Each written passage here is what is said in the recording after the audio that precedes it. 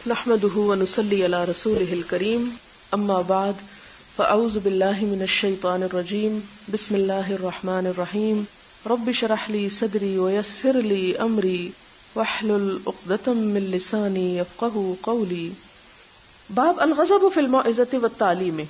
غضبناک ہونا واعظ کرتے وقت اور تعلیم دیتے وقت، یعنی کیا استاذ غصہ کر سکتا ہے جب وہ پڑھا رہا ہو یا نصیحت کر رہا ہو؟ اذا رأى ما يكره، جب وہ کوئی ایسی چیز دیکھے جو وہ ناپسند کرتا ہو، یعنی کیا اس کا ثبوت ہے؟ استاد کو یہ حق حاصل ہے کہ وہ طالب علم کے ساتھ غضب کا معاملہ کرے تعلیم کے دوران یا نصیحت کے دوران؟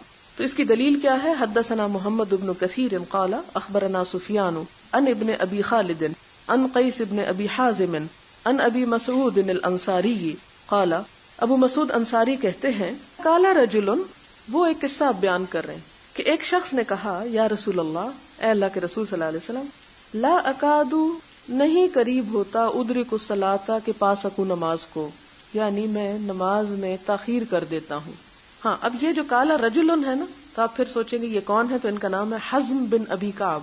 یہ آئے آپ صلی اللہ علیہ وسلم کے پاس اور کہنے لگے کہ میں نماز میں دیر سے جاتا ہوں. مما، وجہ یہ ہے کہ یطول بنا فلان، لمبی پڑھاتے ہیں ہم کو فلاں شخص، اور یہ فلاں معاذ بن جبل ہے.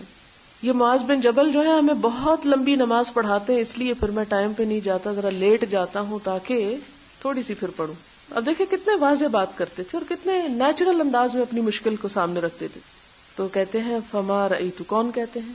ابو مسعود انصاری کہتے ہیں فما رأیت النبی صلی اللہ علیہ وسلم، تو نہ دیکھا میں نے نبی صلی اللہ علیہ وسلم کو فی موعظۃ، کسی نصیحت میں، اشد غضبا، اس سے زیادہ شدید غضب کی حالت میں، من یوم اذن، اس دن سے، یعنی جتنا آپ اس دن غضبناک ہوئے لوگوں کو نصیحت کرنے میں، اتنا غضب میں نے کبھی نہیں دیکھا. فقال یا ایھا الناس، آپ نے فرمایا اے لوگو، انکم منفرون، تم نفرت دلانے والے ہو، یعنی ایسے کام کر رہے ہو کہ جس سے لوگ دین سے بھاگ جائیں، نمازیں بھی چھوڑ دیں. فمن صلی بالناس، تو جو لوگوں کو نماز پڑھائے، فلیخفف، چاہیے کہ ہلکی پڑھائے، کم پڑھائے، بہت لمبی قرات نہ کرے. کیوں؟ فإن فیہم المریض، کیونکہ ان میں بعض مریض ہوتے ہیں، والضعیف، کچھ کمزور ہوتے ہیں، وذل حاجت، اور کوئی حاجت مند ہوتے ہیں، یعنی ان کے بڑے کام ہوتے ہیں جن کو انہیں جا کے نپٹانا ہوتا ہے. ایک اور روایت میں آتا ہے، آپ نے فرمایا افتان انت یا معاذ، کیا تو فتنے میں ڈالنے والا ہے لوگوں کو اے معاذ، یعنی ڈائریکٹ بھی ان کو سکولڈ کیا. تو اس سے کیا پتہ چلتا ہے کہ تعلیم میں اور تربیت میں نرمی اپنی جگہ اور ضرورت کے وقت سختی اپنی جگہ. اور دوسری بات یہ کہ استاد جو ہوتے ہیں وہ والدین کے ہم مقام ہوتے ہیں یا ہم پلہ ہوتے ہیں یا ان کے جگہ پر ہوتے ہیں. تو جس طرح والدین کو اپنی اولاد کو ادب سکھانے میں محبت اور سختی دونوں کی اجازت ہوتی ہے، اسی طرح حضور صلی اللہ علیہ وسلم کے نمونے میں یہ دونوں چیزیں ہمیں ملتی ہیں. لیکن سختی کبھی کبھی ہوتی تھی، نرمی زیادہ ہوتی تھی. اور ویسے بھی بعض اوقات یہ کیسز بھی ہوتے ہیں کہ لاتوں کے بھوت باتوں سے نہیں مانتے، یعنی بعض طالب علم ایسے ہوتے ہیں کہ جن کے ساتھ سختی نہ کی جائے تو ان کو بات سمجھ ہی نہیں آتی. حدثنا عبداللہ بن محمد قال حدثنا ابو عامر قال حدثنا سلیمان بن بلال المدینی عن ربیعہ بن ابی عبد الرحمن عن یزید مولی المنبعث عن زید بن خالد الجہنی ان النبی صلی اللہ علیہ وسلم سألہ رجل، کہ ایک شخص نے آپ صلی اللہ علیہ وسلم سے پوچھا، یہ عمیر تھے، ان اللقطۃ، گری پڑی چیز کے بارے میں. لقطہ کہتے ہیں رستے میں کھوئی ہوئی کسی کی گری ہوئی چیز ملنا، کہ میں اس کا کیا کروں، یعنی میں جا رہا ہوں اور راستے میں مجھے کچھ مل گیا ہے گرا ہوا، تو میں اس کا کیا کروں؟ فقال، تو آپ نے فرمایا اعرف، پہچانو، وقاءہا، اس کے دھاگے کو، یعنی اگر وہ کسی چیز میں بندھی ہوئی ہے تو اس کو پہچانو کہ وہ کس کی ہو سکتی ہے، یعنی اس کی نشانیاں دیکھو، مراد یہ ہے. وقاء کہتے ہیں اس دھاگے یا رسی کو جس سے کوئی برتن باندھا جاتا ہے، جیسے تھیلی ہوتی ہے نا تو اس کے اوپر ایک دھاگا ہوتا ہے نا، جیسے کھینچ کے باندھ دیا جاتا ہے، تو وہ بعض اوقات اس میں خاص قسم کے وہ پھندنے لگے ہوتے ہیں یا کچھ، تو آپ نے فرمایا دھاگے سے پہچانو. او قال وعاءہا، یا آپ نے فرمایا کہ اس کا برتن پہچانو، یعنی جس چیز میں وہ گری پڑی ہے، وہ تھیلا یا لفافہ یا کوئی چیز، تو اس سے پہچاننے کی کوشش کرو. وافاسھا، اور اس کی تھیلی، یعنی جس میں اگر رقم وغیرہ تمہیں ملی ہے تو بٹوے کو پہچانو. مثلا بعض اوقات بٹوا ملا ہے، اس میں پیسے بھی ہیں اور اس کے اندر کارڈ بھی ہوتے ہیں کوئی، تو اس سے جاننے کی کوشش کرو. یا آپ کو معلوم ہے کہ آپ کئی دفعہ ایک شخص کو خاص بیگ اٹھائے ہوئے دیکھتے ہیں، تو تو اس سے پہچاننے کی کوشش کرو کہ بیگ کس کا ہے. ثم عرفها، پھر اس کو پہچانو، سنتن، ایک سال تک، یعنی ایک سال تک تم کیا کرو، اس کو لوگوں کو بتاتے رہو، لوگوں کو اس کی پہچان کراتے رہو.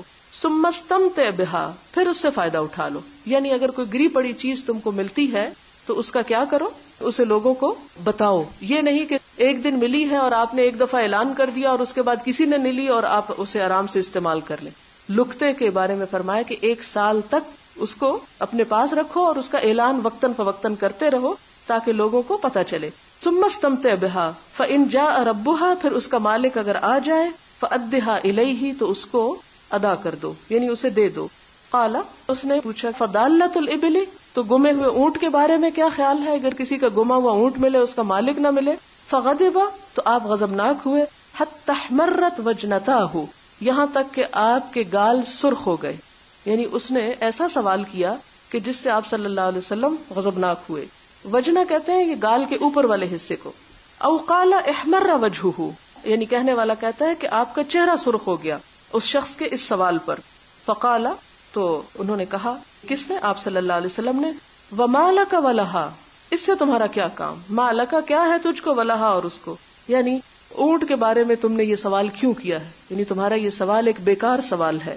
معہا سقاؤہا، اس کے ساتھ ہے اس کے پانی رکھنے کی جگہ. یعنی ایک اونٹ جب بہت سا پانی پی لیتا ہے تو اس کے پیٹ میں اتنی جگہ ہوتی ہے کہ کئی دن تک اس کی ضرورت پوری ہو سکتی ہے.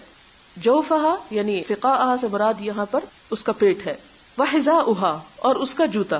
حذاء جوتے کو کہتے ہیں لیکن یہاں مراد ہے سم، یعنی اس کا جو کھر ہے یا سم یا پاؤں ہے اونٹ کا، اگر کوئی اسے مارنے کے لیے آئے گا یا اسے نقصان دینے کے لیے تو اپنے پاؤں سے اس کو دور کر سکے گا. مراد کیا تھی آپ صلی اللہ علیہ وسلم کی کہ اونٹ اتنی بڑی چیز ہے، وہ کوئی گمنے کی چیز ہے. تمہیں اس کو کھلانے کی ضرورت نہیں، اسے پلانے کی ضرورت نہیں، اس کی حفاظت کی ضرورت نہیں. وہ گما ہوا ہے، گھوم رہا ہے تو گھومنے دو. اس نے جو کھا لیا یا پی لیا وہ اس کے لیے کافی ہے. یا کوئی اس کے اوپر حملہ آور ہوتا ہے جانور تو اس کا مقابلہ وہ اپنے پاؤں سے یا اپنی لات مار کے کر دے گا. پھر فرمایا ترد الماء، پانی پہ وارد ہوتا ہے، وترعى الشجر، اور درخت کو چر لیتا ہے. یعنی اتنی لمبی اس کی گردن ہوتی ہے کہ اگر زمین پر اس کو کھانے کے لیے کچھ نہیں ملتا تو وہ اونچے اونچے درختوں سے بھی اپنی خوراک حاصل کر سکتا ہے. فذرھا، تو اس کو چھوڑ دو. حتی یلقاہا، یہاں تک کہ ملے اس کو ربھا، اس کا مالک، یعنی اس کا مالک اس کو پکڑ لے. یعنی تمہیں اس کی فکر نہیں کرنی چاہیے اونٹ کی. قال فضالۃ الغنم، اس پر اس نے بکری کے گم ہونے پہ پوچھا کہ اگر کوئی گمی ہوئی بکری مل جائے. قال لک او لاخیک او للذئب، آپ نے فرمایا یا تو تم خود لے لو اس کو یا اپنے بھائی کو دے دو یا پھر یہ کہ بھیڑیے کے لیے چھوڑ دو. یعنی اسے پکڑ کے کہیں باندھ رکھو، کیونکہ اگر تم اس کو چھوڑ دو گے تو کیا ہوگا، بھیڑیا کھا جائے گا اس کو. اور اس میں آپ دیکھیں کہ لاخی کا کون سا ہے، یہ نہیں کہ اپنے رشتہ دار کو دے دو. جیسے لوگ مرغیاں پکڑ کے کہتے کہ کوئی نہیں اس کا والی وارث اس لیے ہم اس کو کھا رہے ہیں یا بانٹ رہے ہیں. نہیں، لاخی کا سے مراد یہ کہ جس بھائی کی گمی ہوئی ہے اس تک پہنچانے کی کوشش کرو. یعنی اس کا وہی حساب ہے جو پہلے اوپر کسی بھی گری پڑی چیز کا ہو سکتا ہے. اچھا، اب یہاں سے کیا بات پتہ چلتی ہے؟ اس سے بات یہ پتہ چلتی ہے کہ علم کی مجلس کے کچھ آداب ہوتے ہیں، اور وہ آداب کیا ہیں کہ انسان سوال ضرور کرے لیکن ایسے سوال نہ کرے، یعنی جو کامن سینس سے انسان خود ہی ان کو گیس کر سکتا ہے یا سمجھ سکتا ہے. یعنی وہ بات پوچھنے میں کہ جو واقعی پوچھنے کے قابل ہو. ایسی باتوں کے پیچھے نہ پڑے کہ جس سے مجلس میں سب کا وقت ضائع ہو. کیونکہ ایک روایت میں آتا ہے نا کہ اچھا سوال بھی نصف علم ہوتا ہے. حدثنا محمد بن العلاء قال حدثنا ابو اسامہ عن برید عن ابی بردۃ عن ابی موسیٰ قال سئل النبی صلی اللہ علیہ وسلم، ابو موسیٰ اشعری کہتے ہیں کہ آپ صلی اللہ علیہ وسلم سے پوچھا گیا ان اشیاء، کچھ چیزوں کے بارے میں، کرہھا، جو آپ کو ناپسند تھی، یعنی جن کا پوچھنا آپ کو پسند نہ تھا. فلما اکثر علیہ، جب آپ پہ کثرت کی گئی ان سوالوں کی، غضب، آپ غضبناک ہو گئے.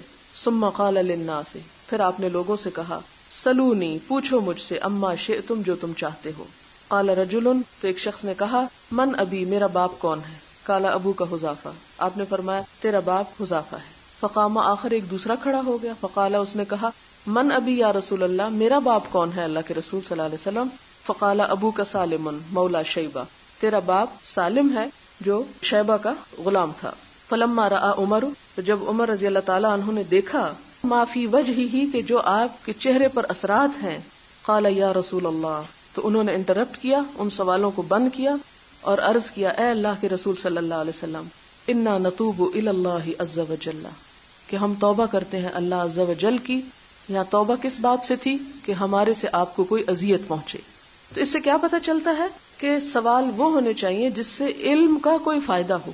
اب ایک شخص اگر اس کو اپنے نسب میں کوئی شک ہے اور وہ حضور صلی اللہ علیہ وسلم سے سوال کر رہا ہے، ہو سکتا ہے کہ اس کا باپ جس کی طرف وہ منسوب ہے وہ نہ ہو، کوئی اور ہو.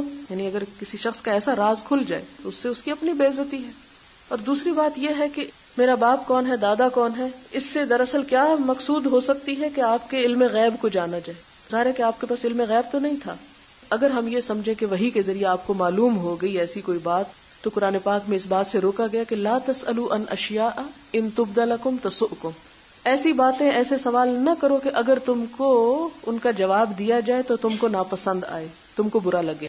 نمبر 1 کہ وہ ناپسندیدگی ہو ان جوابوں میں. نمبر 2 آپ صلی اللہ علیہ وسلم جس مقصد کے لیے آئے تھے اور جو دینا چاہتے تھے اس سے ہٹ کر اگر سوال کیے جائیں گے تو اس کا نتیجہ کیا ہوگا کہ آپ صلی اللہ علیہ وسلم کی انرجیز ایک ایسے کام میں ضائع کروا دی گئیں کہ جو آپ کے آنے کا اصل مقصود نہیں تھا.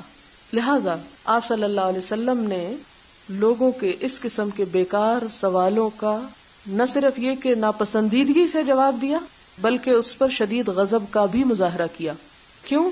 تاکہ دوسرے لوگ اس حماقت کو نہ دہرائیں. آپ دیکھیں کہ آپ صلی اللہ علیہ وسلم اگر دین کے بارے میں کچھ بتا رہے ہیں اور لوگ اپنے باپوں کا قصے لے کے بیٹھ جاتے ہیں تو نتیجہ کیا نکلے گا؟ اور جو سکھانے کی بات ہے وہ تو نہیں سیکھی جا سکے. یعنی یہ ایک طرح سے سوء ادب میں بھی شامل ہو جاتا ہے. آگے آتا ہے باب من برکا. برکا کا مطلب ہے گھٹنوں کے بل بیٹھنا. برکا اصل میں اونٹ کے بیٹھنے کو کہتے ہیں، اونٹ کا بیٹھنا.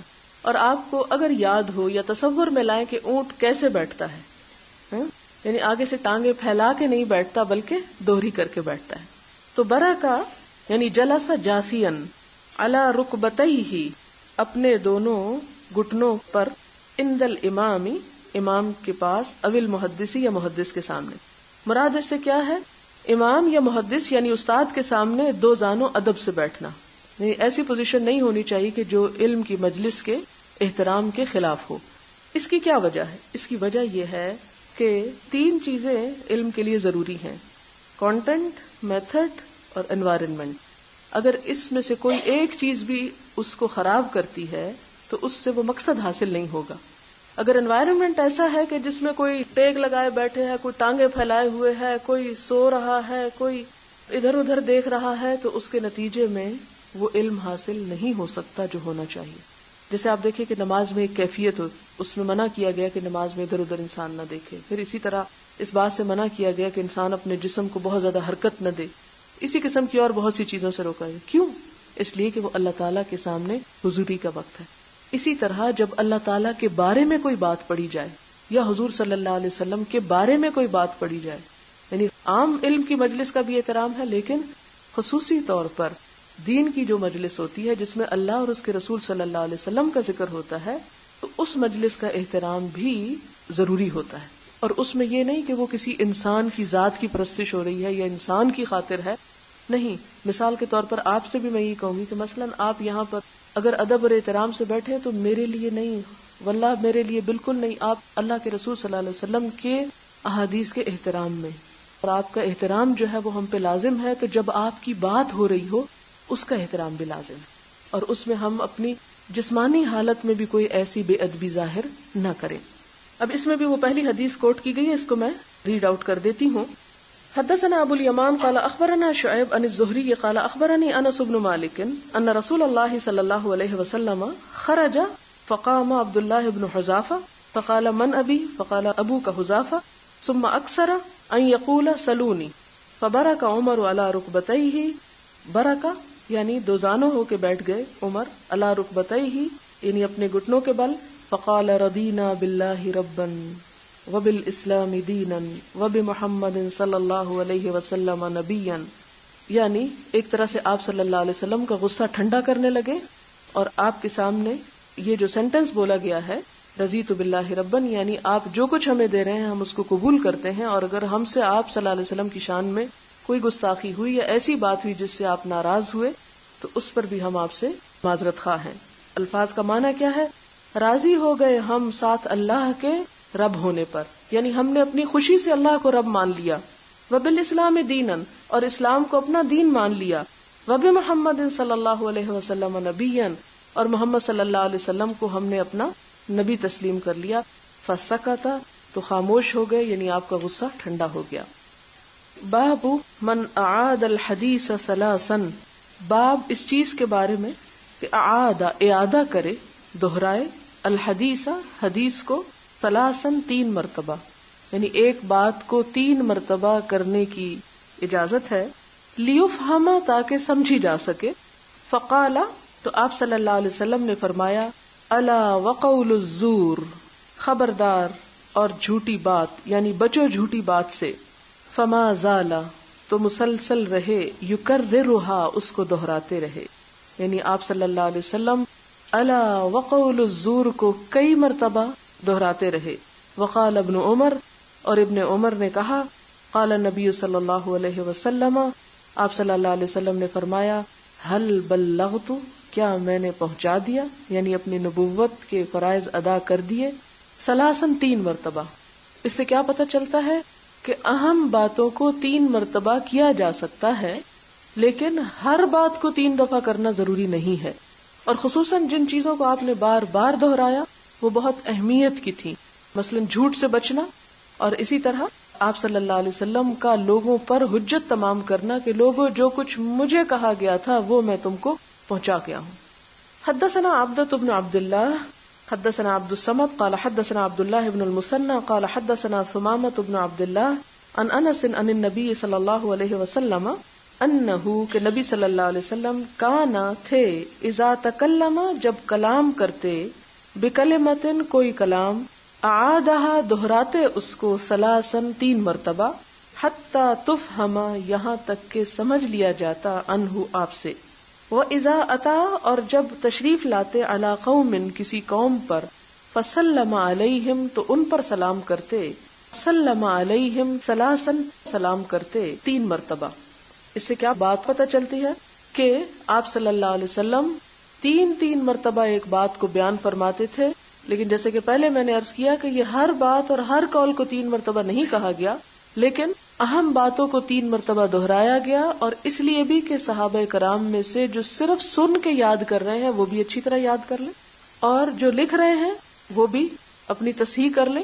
اور اسی طرح یہ کہ جب صحابہ کرام آپ صلی اللہ علیہ وسلم کے جانے کے بعد مذاکرہ کرتے تھے، سناتے تھے ایک دوسرے کو، تو اس کو بھی کئی بار پھر دہرایا کرتے تھے. دوسرا ادب اس میں یہ بتایا گیا ہے کہ جب کوئی شخص دوسروں کے پاس جائے، یعنی لوگ بیٹھے ہوئے ہیں یا کسی گھر میں داخل ہو، تو آنے والا سلام کرے، یعنی جو پہلے سے بیٹھے ہوئے ہیں وہ سلام کو قبول کریں گے. مثلا استاد کلاس کے اندر آیا ہے تو عموماً ہمارے ہاں تو بچوں کو سکھایا جاتا ہے کہ وہ سلام کرے، سکھانے کی حد تک تو ٹھیک ہے، لیکن اخلاقاً اور اسلام کی روح سے کیا ہے کہ استاد بیٹھی ہوئی کلاس کو سلام کرے، یعنی ایک شخص یا آنے والا بیٹھے ہوئے کو یا زیادہ لوگوں کو سلام کرے. اور یہاں پر بھی جو 3 دفعہ سلام کا ذکر ہے، اس سے کیا پتہ چلتا ہے کہ ایک دفعہ کیا، اگر پوری طرح سب نے نہیں سنا تو دوسری مرتبہ، اور دوسری مرتبہ بھی نہیں سنا گیا تو تیسری مرتبہ. یعنی یہاں تک کہ سلام بھی لوگوں کو پہنچ جائے. بعض اوقات ہم ایک دفعہ کر کے چپ ہو جاتے ہیں، اور دوسرا اگر ہمیں کہے تو ہم کہتے ہیں کہ نہیں ہم نے کیا تھا، آپ نے سنا نہیں. اگر یہ محسوس ہو کہ سنا نہیں تو پھر دہرا دینا چاہیے، کیونکہ جواب دینا ضروری ہے. حدثنا مسدد قال حدثنا ابو عوانة عن ابي بشر عن يوسف بن ماهك عن عبد الله بن عمرو قال، عبداللہ بن عمرو کہتے ہیں، تخلف رسول اللہ صلی اللہ علیہ وسلم فی سفر، پیچھے رہ گئے آپ صلی اللہ علیہ وسلم ایک سفر میں، سافرناہ، سفر کیا ہم نے اس میں، فادرکنا، تو پایا ہم کو، وقد ارحقنا الصلاۃ، اس حال میں کہ تنگ ہو گیا تھا ہم پہ نماز کا وقت. صلاۃ العصر، اور نماز عصر کی تھی، یعنی آپ صلی اللہ علیہ وسلم ہم سے پیچھے تھے، ہم پہلے ایک جگہ پہ پہنچ کے قیام کرنے لگے، آپ بعد میں تشریف لائے، اور اس حال میں کہ ہم عصر کی نماز کی تیاری کر رہے تھے اور وقت بہت تھوڑا تھا. وَنَحْنُ نَتَوَضَّأُ، اور ہم وضو کر رہے تھے. فَجَعَلْنَا نَمْسَحُ، تو ہم شروع ہو گئے مسح کرنے، عَلَىٰ أَرْجُلِنَا، اپنے پاؤں پر. یہ بغیر جرابوں کی بات ہے. فنادا، تو آپ صلی اللہ علیہ وسلم نے پکارا، بِأَعْلَى صَوْتِهِ، اپنی بلند ترین آواز سے، وَيْلٌ لِّلْأَعْقَابِ مِنَ النَّارِ، ہلاکت ہے ایڑیوں کے لیے آگ میں سے، یعنی پاؤں پوری طرح نہیں تر ہوئے. مرتین او ثلاثن، راوی کہتا ہے کہ یا 2 دفعہ آپ نے فرمایا یا 3 مرتبہ. باب تعلیم الرجل، باب کسی شخص کا تعلیم دینا، امتہ، اپنی لونڈی کو، واہلہ، اور اپنی بیوی کو یا اپنے گھر والوں کو. اہل میں بیوی بھی شامل ہوتی ہے، جیسے حضرت ابراہیم علیہ السلام کے پاس آ کے فرشتوں نے جب سلام کیا، اہل البیت کہا، تو اس وقت ان کے ابھی بچے نہیں تھے، صرف بیوی تھی، تو اہل کا لفظ استعمال کیا. اور اسی طرح اہل البیت میں بچے بھی شامل ہو جاتے ہیں، بیوی بھی ہوتی ہے، لیکن بیوی ہوتی ہے تو بچے ہوتے ہیں، اس لیے اہل بیت میں سے بیویوں کو نہیں نکال سکتے. بہرحال تو یہاں پر بتایا یہ جا رہا ہے کہ اگر کوئی شخص اپنے گھر کے ملازموں کو یا بیوی بچوں کو تعلیم دیتا ہے تو اس کا کیا حکم ہے یا اس کا کیا فائدہ ہوگا اس کو. اخبرنا محمد هو ابن سلام قال حدثنا المحاربي قال حدثنا صالح بن حيان قال قال عامر الشعبي حدثني ابو بردة عن ابيه قال قال رسول الله صلی اللہ علیہ وسلم ثلاثۃ، 3 لوگ، لہم اجران، ان کے لیے 2 اجر ہیں. 3 لوگ ایسے ہیں کہ ان کو دگنا اجر ملے گا. وہ کون ہے؟ رجل، ایک شخص، من اہل الکتاب، جو اہل کتاب سے تعلق رکھتا ہو، یعنی یہودی یا عیسائی ہو، آمن بنبیہ، اپنے نبی پہ ایمان رکھتا ہو، وآمن بمحمد صلی اللہ علیہ وسلم، اور نبی صلی اللہ علیہ وسلم پر ایمان رکھتا ہو. والعبد المملوک، اور مملوک یا غلام شخص، اذا ادا، جب ادا کر دے، حق اللہ، اللہ کا حق، وحق موالیہ، اور اپنے آقا کا حق، تو اس کا بھی دگنا اجر ہے. یعنی ایک شخص غلام ہے لیکن وہ نماز بھی پڑھتا ہے اور اپنے ذمے کے کام بھی پورے کر دیتا ہے، ایسے شخص کو بھی دگنا اجر ملے گا. ورجل، اور ایک شخص، کانت تھی، اندہ، اس کے پاس، امتن، ایک لونڈی، فادبہا، پھر اس نے ادب سکھایا اس کو، یعنی تعلیم دی، فاحسن تادیبہا، پھر عمدہ سکھایا اس کو ادب، یعنی عمدہ طریقے سے اسے مؤدب کیا، اچھا کیا ادب سکھانا اس کا. وعلمہا، اور تعلیم دی اس کو، فاحسن تعلیمہا، اور عمدہ دی تعلیم اس کی، یعنی اس کو عمدہ تعلیم دی. ثم اعتقہا، پھر اس کو آزاد کر دیا، یعنی لونڈی کو. فتزوجہا، پھر اس سے نکاح کر لیا. فلہ اجران، تو اس کے لیے بھی دگنا اجر ہے. اس سے کیا پتہ چلتا ہے کہ اگر کسی شخص کے پاس کوئی غلام ہے، اس کو وہ تعلیم دیتا ہے، پھر اس کو آزاد کر دیتا ہے، تو ایسے شخص کو دگنا اجر ملے گا، آزاد کرنے کا بھی اس کو اور تعلیم دینے کا بھی. اور یہاں پر خصوصی طور پر لونڈی کا ذکر ہے، جس سے مراد اس سے نکاح کرنے کا بھی. ثم قال عامر، پھر عامر شعبی کہتے ہیں، کس سے؟ صالح سے. آتینا، کہا، دے دیا ہم نے تجھ کو اس حدیث کو، بغیر شیئن، بغیر کسی قیمت کے، یہ تمہیں مفت میں مل گیا علم. قد کانا، تحقیق تھا، یرکبو، سفر کیا جاتا، فی ما دونہا، اس سے کم چیز پر، الی المدینۃ، مدینہ کی طرف. یعنی ایک وقت وہ تھا کہ لوگ اس سے بھی کم کوانٹٹی کا علم حاصل کرنے کے لیے مدینہ تک کا سفر کرتے تھے، دور دور جاتے تھے، اور اب ہم نے تمہیں گھر بیٹھے اتنی بڑی بات سکھا دی. یعنی جب زیادہ ملنے لگا تو قدر کم ہو گئی، جبکہ اس سے پہلے لوگوں کے اندر علم کی قدر اس لیے بھی تھی کہ اس کا حصول مشکل تھا یا اس کے لیے محنت زیادہ ہوتی تھی. تو محنت کے بعد تھوڑی سی چیز بھی انسان کو جب مل جائے تو اس کا اجر اور اس کا لطف کچھ اور ہوتا ہے. باب عزت الامام النساء، باب امام کا عورتوں کو واز کرنا، عزا واز کرنا عورتوں کو، و تعلیم ہننا، اور ان کو تعلیم دینا. اس سے کیا پتہ چلتا ہے کہ ایک مرد عورتوں کو بھی سکھا سکتا ہے، یعنی صرف عورتوں کو، عورتوں اور مردوں کو تو سکھاتا ہی ہے، لیکن الگ سے عورتوں کو بھی مرد پڑھا سکتا ہے. کیونکہ بہت سے لوگ کہتے ہیں اچھا یہ کیسا اسلام ہے کہ مرد بھی پڑھاتے ہیں. یہاں کئی لوگوں کو اعتراض ہوتا ہے، تو یہاں اس کی دلیل آ رہی ہے. حدثنا سلیمان بن حرب قال حدثنا شعبۃ عن ایوب قال سمعت عطاء، کہتے ہیں میں نے عطا سے سنا، قال سمعت ابن عباس، وہ کہتے ہیں کہ میں نے ابن عباس سے سنا رضی اللہ تعالی عنہم، قال، وہ کہتے تھے، اشہد علی النبی صلی اللہ علیہ وسلم کہ میں حضور صلی اللہ علیہ وسلم پر گواہی دیتا ہوں. او قال عطاء یا عطا نے کہا اشہد علی ابن عباس کہ میں ابن عباس پر گواہی دیتا ہوں، یعنی یہ بات میں گواہی دے کے کہتا ہوں، یعنی اصرار کے ساتھ یہ تاکیداً بتاتا ہوں، یعنی یہ کوئی جھوٹی بات نہیں جو میں تم کو سنا رہا ہوں. ان رسول اللہ صلی اللہ علیہ وسلم کہ نبی صلی اللہ علیہ وسلم خرج نکلے، ومعہ بلال اور آپ کی معیت میں آپ کے ساتھ بلال رضی اللہ تعالی عنہ تھے. فظن تو انہوں نے سمجھا، کنہوں نے؟ آپ صلی اللہ علیہ وسلم نے گمان کیا، انہو کہ آپ نے لم یسمع نہیں سنوایا النساء عورتوں کو، یعنی آپ نے ایک خطبہ دیا ہے اور آپ کو یہ گمان ہوا کہ میری بات عورتوں تک نہیں پہنچی، کیونکہ مسجد نبوی میں آپ کے ارد گرد مرد ہوتے تھے اور عورتیں ایک الگ علاقے میں ہوتی تھی، پیچھے والے حصے میں ہوتی تھی اور نسبتاً دور ہوتی تھی، ظاہر مائک نہیں ہوتا تھا اور بعض اوقات سینکڑوں کا مجمع ہوتا تو خصوصاً عیدوں پر، تو یوں لگتا ہے جیسے عید کا موقع تھا، جیسے ایک اور روایت میں بھی آتا ہے، تو اس پر زیادہ لوگ تھے، مرد بھی زیادہ تھے اور عورتیں بھی زیادہ، تو آپ کو یہ گمان ہوا کہ میری بات عورتوں تک نہیں پہنچی، لہذا آپ نے کیا کیا؟ فوعظہن ان کو بھی واز کیا، یعنی الگ طور پہ، وامرہن اور ان کو اس واز میں حکم دیا، کس چیز کا؟ بالصدقۃ صدقہ کرنے کا، یعنی اس واز کا موضوع کیا تھا؟ صدقہ کرنا. فجعلت المرأۃ عورتوں پہ اتنا اثر ہوا کہ کرنے لگی ایک ایک عورت تلقی ڈال رہی تھی، یعنی شروع ہو گئی عورتیں ڈالنا، القرطہ بالیاں، والخاتم اور انگوٹھیاں، یعنی کوئی عورت اپنی انگوٹھی اتار کے پھینکتی، کوئی بالی اتار کے پھینکتی، یعنی اس طرح صدقہ خیرات کرنے لگی. اس سے ایک اور بات پتہ چلتی ہے کہ اس دور میں عورتیں زیور پہنتی تھی، کیونکہ بعض کتابوں میں ایسی روایات آئی ہیں کہ جس سے کچھ لوگوں نے اس بات پہ اصرار کرنا شروع کر دیا ہے کہ عورت کو زیور نہیں پہننا چاہیے، جبکہ یہ حدیث بھی ہمیں بتاتی ہے، ظاہر ہے کہ اگر پہننا ہی منع تھا تو وہ پہن کے ہی نہ آتی، اور آپ پہلے تو ان کو یہ منع کرتے کہ زیور پہننا بند کرو. خیر، تلقی القرط والخاتم کہ وہ پھینک رہی تھی بالی اور انگوٹھی، یعنی کوئی بالی پھینکتی کوئی انگوٹھی پھینکتی. وبلال آپ صلی اللہ علیہ وسلم نے تو واز دیا، لیکن یہ بالیاں اور انگوٹھیاں کہاں پھینکی گئیں، کس نے سمیٹی، کس نے اٹھائیں؟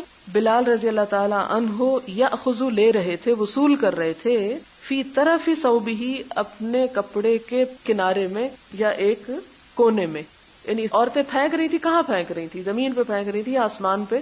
نہیں، وہ بلال رضی اللہ تعالیٰ عنہ کے ہاتھ میں ڈال رہی تھی، اور بلال نے آگے کپڑے کے یعنی ایک کنارہ کیا ہوا تھا جس میں عورتیں رکھ رہی تھی. وقال اسماعیل عن ایوب اور اسماعیل ایوب سے روایت کرتے ہیں، اسماعیل ابن الیہ مراد ہیں یہاں، ان عطا سے، وقال ان ابن عباس اور انہوں نے کہا کہ ابن عباس سے، اشہد علی النبی صلی اللہ علیہ وسلم کہ میں حضور صلی اللہ علیہ وسلم پر گواہی دیتا ہوں، یعنی یہ اوپر والی بات کی تصدیق یوں کی گئی کہ اس میں ابن عباس نے حضور صلی اللہ علیہ وسلم پر گواہی دی. باب الحرص علی الحدیث، باب حدیث کے لیے حرص کرنا، یعنی حدیث کا شوق رکھنا، حدیث کو جاننے، اس کو سیکھنے، اس کو سمجھنے کا شوق ہونا. اور حدیث سے مراد یہاں حضور صلی اللہ علیہ وسلم کی حدیث ہے. حدثنا عبد العزیز بن عبد اللہ قال حدثني سلیمان عن عمرو بن ابی عمرو عن سعید بن ابی سعید المقبوری عن ابی ہریرہ انہ قال قیل یا رسول اللہ، آپ صلی اللہ علیہ وسلم سے عرض کیا گیا، من اسعد الناس، کون زیادہ خوش قسمت ہے لوگوں میں سے، بشفاعتک، آپ کی شفاعت کے ساتھ، یعنی آپ کی شفاعت کس کو نصیب ہوگی؟ یوم القیامت، قیامت کے دن. قال رسول اللہ صلی اللہ علیہ وسلم، آپ صلی اللہ علیہ وسلم نے فرمایا، لقد ظننت، میں سمجھتا تھا، یا ابا ہریرہ کہ اے ابو ہریرہ، اللہ یسألنی عن ھذا الحدیث احد، کہ نہ پوچھے گا اس بات کے بارے میں کوئی بھی، یعنی میں سمجھتا تھا کہ یہ سوال مجھ سے کوئی نہیں کرے گا، اولا من کا، تجھ سے پہلے، یعنی میں سمجھتا تھا کہ کوئی نہیں پوچھے گا مجھ سے یہ بات تجھ سے پہلے. کس سے پہلے؟ ابو ہریرہ سے، یعنی مجھے پتا تھا یہ بات تم ہی پوچھو گے، یعنی میرا اندازہ تھا کہ یہ سوال تم ہی کرو گے. حالانکہ صحابہ تو بہت سے تھے، سیکھنے والے بھی بہت تھے، لیکن سب برابر نہیں ہوتے. لما رأیت من حرصک، اور آپ صلی اللہ علیہ وسلم یہ نہیں کہ کوئی غیب کا علم جانتے تھے، تو فرمایا کہ جو میں تیری حرص دیکھتا تھا، رأیت میں نے دیکھی، من حرصک تیری حرص، تیرا شوق، کس پر؟ علی الحدیث، حدیث پر. یعنی حدیث کے بارے میں تو جتنا شوقین ہے، جتنا حریص ہے، جتنا جاننا چاہتا ہے، اس بنا پر میں سمجھتا تھا کہ ایسا سوال تم ہی کرو گے. پھر آپ نے جواب دیا. اب اس سے کیا پتہ چلتا ہے کہ آپ صلی اللہ علیہ وسلم نے ان کو اپریشیٹ کیا، ان کو انکریج کیا. اسعد الناس، سب سے زیادہ خوش قسمت لوگوں میں سے، سعد سعید خوش قسمت کو کہتے ہیں نا، بشفاعتی میری شفاعت کے ساتھ، یعنی جس کو میری شفاعت نصیب ہوگی، یوم القیامتی قیامت کے دن، من قال لا الہ الا اللہ، جس نے لا الہ الا اللہ کہا، خالصا من قلبہ، خالص کر کے اپنے دل میں، او نفسہ، اپنے جی میں، یعنی اپنے نفس، اپنے دل میں، اپنے ساتھ خلوص برتتے ہوئے. قلب یا نفس کا لفظ آپ نے استعمال کیا کہ خالصتاً جو لا الہ الا اللہ دل کی یکسوئی کے ساتھ پڑھے گا، اس کو میری شفاعت نصیب ہوگی، خواہ وہ آگ میں بھی جا چکا ہو، وہاں سے بھی نکال کے لے آیا جائے گا، جیسے کہ وہ پیچھے حدیث پڑھ چکے ہیں جنت کے نہر پہ ڈالنے والی.